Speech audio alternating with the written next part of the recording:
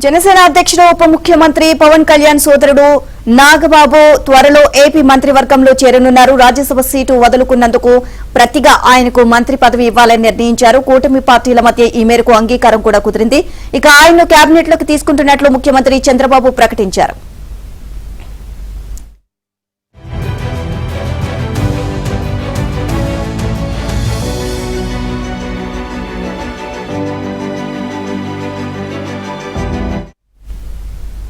ప్రస్తుతం ఏపీ నుంచి 3 రాజ్యసభ స్థానాలకు ఉప ఎన్నిక జరగనుండగా ఒకటి తన అన్న నాగేంద్రబాబుకు ఇవ్వాలని పవన్ కోరారు.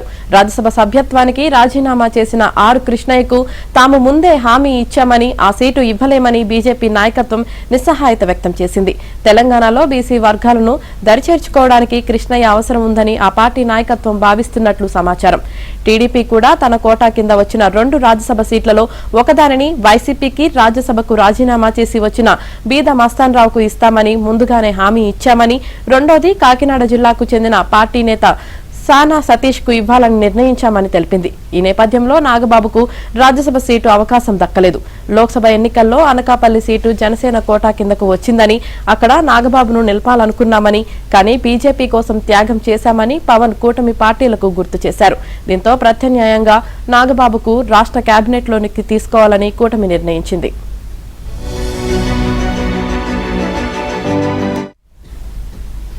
ఏపీ మంత్రివర్గంలో ప్రస్తుతం ఒక ఖాళీ ఉంది. నాగబాబు ప్రస్తుతం శాసనసభలో గాని శాసన మండలిలో గాని సభ్యుడు కాదు.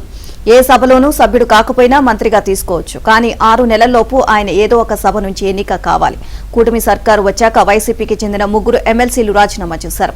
వాటిని మండలి చైర్మన్ మోషన్ రాజు ఇంకా ఆమోదించలేదు. అవి ఖాళీ అయితే అందులో ఒకటి నాగబాబుకు ఇస్తారు. లేదంటే వచ్చే మార్చిలో మండలిలో కొన్ని ఖాళీలు రానున్నాయి. అప్పుడైనా వచ్చే అవకాశం ఉంది. అయితే ఇంతకు ముందే నాగబాబును మంత్రిగా తీసుకుంటారా లేక ఎమ్మెల్సీగా ఎన్నికయ్యాక తీసుకుంటారా అన్నది చూడాల్సి ఉంది.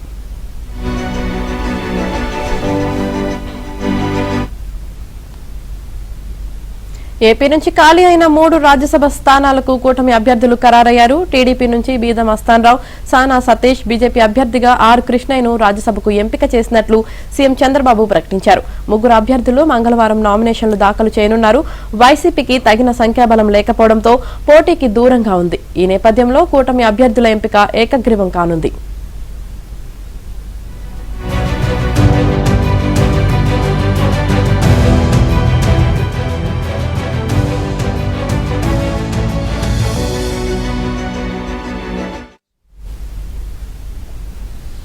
తెలంగాణకు చెందిన బీసీ నాయకుడు ఆర్ కృష్ణయ్య గతంలో వైసీపీ తరపున రాజ్యసభలో అడుగుపెట్టారు. కూటమి సర్కారు అధికారంలోకి వచ్చిన వెంటనే తన సభ్యత్వానికి రాజీనామా చేశారు. ఆయన్ను బీజేపీ తిరిగి రాజ్యసభకు పంపనున్నట్లు ఆంధ్రజ్యోతి ముందే చెప్పింది. ఇక కృష్ణయ్య సోమవారం ఆన్లైన్ ద్వారా బీజేపీ సభ్యత్వం తీసుకున్నారు. అటు రాజ్యసభ అభ్యర్థిగా నామినేషన్ పత్రాలు, పార్టీ సభ్యత్వానికి కృష్ణయ్య ఒకేసారి తీసుకున్నారు. ఓవరాల్ గా ఇదే అంశానికి సంబంధించి మరిన్ని అప్డేట్స్ మా AP bureau chief Ramarao Naidu తెలుసుకుందాం. రామారావు, సో నాగబాబుకి సంబంధించి ఇప్పుడు అంటే పెద్దల సభలోకి చేరే అవకాశాలు ఉన్నాయి అన్నారు. ఇప్పుడేమో మంత్రి పదవి అంటున్నారు. ఓవరాల్ గా దీనికి సంబంధించి అప్డేట్స్ ఏంటి?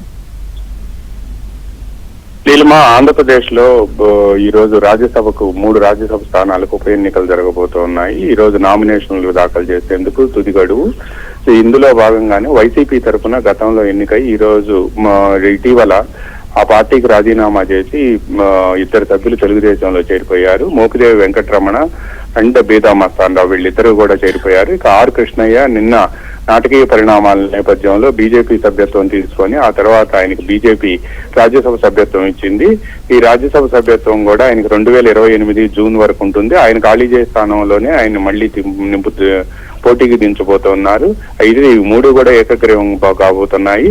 అయితే 2028 జూన్ వరకు ఉన్న మరో సభ్యుడు బీదా మస్తాన్రావుకి పార్టీకి వైసీపీకి రాజీనామా చేసి తెలుగుదేశంలో చేరే సమయంలో ఆయనకు రాజ్యసభ ఇస్తామని చెప్పి టీడీపీ జాతీయ అధ్యక్షుడు చంద్రబాబు నాయుడు హామీ ఇచ్చారు. ఆ మేరకు ఆయనకు మళ్లీ తిరిగి పదవి ఇచ్చారు. ఇక 3వ ఖాళీ మోపిదేవి వెంకటరమణ రాజీనామా చేశారు. ఆయన తెలుగుదేశం పార్టీలో చేరినప్పటికీ ఇంకా 18 నెలలు మాత్రమే, అంటే 2026 జూన్ వరకు ఆయన పదవీ కాలం ఉంది. అందువలన ఆ పదవీ కాలం 18 నెలల పదవీ కాలాన్ని సానా సతీష్ కి ఇవ్వాలి అని చెప్పి కూడా తెలుగుదేశం నిర్ణయించింది. మోపిదేవి వెంకటరమణకు రేపు మార్చిలో ఖాళీ అవబోయే స్థానాల్లో ఎమ్మెల్సీ ఇచ్చే అవకాశం ఉంది అని చెప్తున్నారు.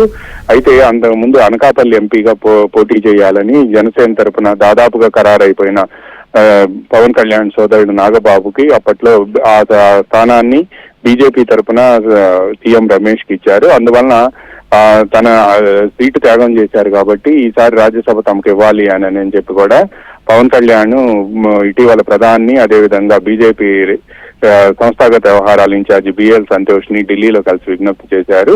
కానీ తెలంగాణ నుంచి కృష్ణయ్య అవసరం ఉంది అని చెప్పి తెలంగాణలో బీసీలకి సంబంధించి కూడా ఒకరికి ఇవ్వాలి అనుకుంటున్నామని, అందువల్ల కృష్ణయ్యను పార్టీలో చేసి ఆయనకి ఇస్తున్నాము అని చెప్పారు. ఈ నేపథ్యంలోనే కూటమి నేతల మధ్య మళ్లీ చర్చలు జరిగాయి. ఇప్పుడు ఆంధ్రప్రదేశ్ మంత్రివర్గంలో 24+1 ముఖ్యమంత్రి చంద్రబాబు నాయుడుతో పాటు మొత్తం 25 మంది ఉన్నారు. ఇంకొకళ్ళని తీసుకునే అవకాశం ఉంది. అందువల్ల ఆ ఖాళీలో నాగబాబును పంపించాలి అని చెప్పి కూడా కూటమి పక్షాలు నిర్ణయించాయి. దీంతో గత రాత్రి పొద్దుపోయిన తర్వాత నాగబాబును కేబినెట్ లోకి తీసుకోబోతున్నట్టు ముఖ్యమంత్రి చంద్రబాబు నాయుడు అధికారికంగా ప్రకటించారు. అయితే నాగబాబుకు ఇప్పటికిప్పుడు పోటీ చేసే అసెంబ్లీ స్థానం లేదు కాబట్టి ఆయన ఎమ్మెల్సీగా ఎన్నికై ఆ తర్వాత కేబినెట్ లో చేరబోతూ ఉన్నారు. ఇప్పటికే ఎమ్మెల్సీగా 3 రాజీనామా చేశారు. ఈ 3 రాజీనామాలను కూడా శాసనమండలి చైర్మన్ మోషన్ రాజు ఆమోదించాల్సి ఉంది.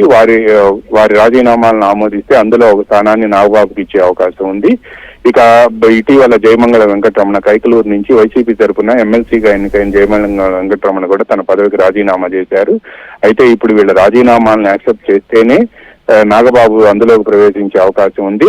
అయితే వచ్చే ఏడాది మార్చిలో అంటే 2025 మార్చిలో కొన్ని ఎమ్మెల్సీ స్థానాలు ఖాళీ కాబోతున్నాయి. అందులో నుంచి ఒకవేళ కాని పక్షంలో వీళ్ళ రాజీనామాలు ఆమోదించని పక్షంలో అందులో నుంచి ఒకటి నాగబాబుకి ఇచ్చే అవకాశం ఉంది. ఒకవేళ నాగబాబు ఇప్పుడు మంత్రిగా ఇమీడియట్ గా కేబినెట్ లో ప్రమాణ స్వీకారం చేస్తే ఆయన 6 నెలల్లో ఎమ్మెల్సీగా ఎన్నిక కావాల్సి ఉంటుంది. మార్చిలో స్థానం వస్తుండటంతో ఇప్పుడే చేయిస్తారు అనేది కూడా ప్రచారం జరుగుతుంది. ఈ రోజు దానిపై కూడా క్లారిటీ వచ్చే అవకాశం ఉంది. ఇక కృష్ణయ్య, బీదా మస్తానరావు అండ్ సానా సతీష్ ఈ 3 కూడా ఈ రోజు ఉదయం 12 గంటల నుంచి మధ్యాహ్నం 3 గంటల లోపు శాసనసభలో నామినేషన్లు దాఖలు చేయబోతున్నారు. వీళ్ళకి ప్రతిపాదించే వాళ్ళు జనసేన, బీజేపీ అండ్ టీడీపీకి సంబంధించిన ఎమ్మెల్యేలు, మంత్రులందరినీ కూడా ఈ రోజు ఉదయం 11 గంటలకల్లా శాసనసభకు రావాలి అని చెప్పి కూడా టీడీపీ కేంద్ర కార్యాలయం సమాచార Neelima. Right, thank you Ramarao.